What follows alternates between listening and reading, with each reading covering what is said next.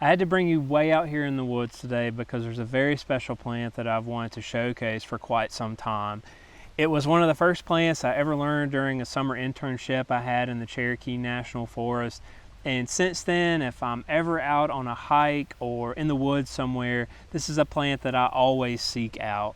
Today we're going to be talking about Jack-in-the-Pulpit, or Erythema triphyllum.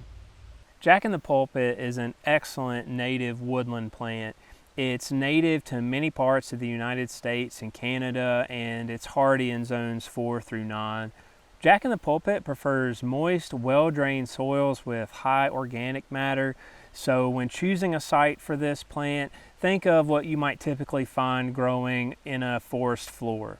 This plant reaches heights of 1 to 2 feet tall and can colonize an area pretty slowly over time through the root system. Jack-in-the-Pulpit is an ephemeral spring plant, meaning that it will emerge in the spring with the leaves and then the flowers, but then it will die back to the ground. So I would recommend this plant mixed in with some other plants. It's perfect for naturalized areas or native woodland gardens. Jack-in-the-Pulpit flowers in early spring. The club-like spadix or jack is housed within a spathe or the pulpit.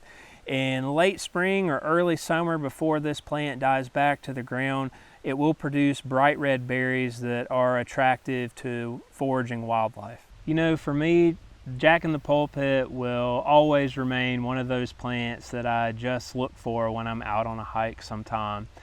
That said, if you have the right conditions, I definitely would encourage you to try growing this plant.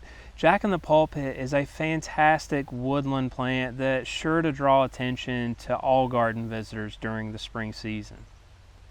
Hey, thanks for checking out this latest video. If you have questions about growing Jack-in-the-Pulpit or any of the other plants that will work well in North Carolina gardens, be sure to visit the database or contact your local county cooperative extension office.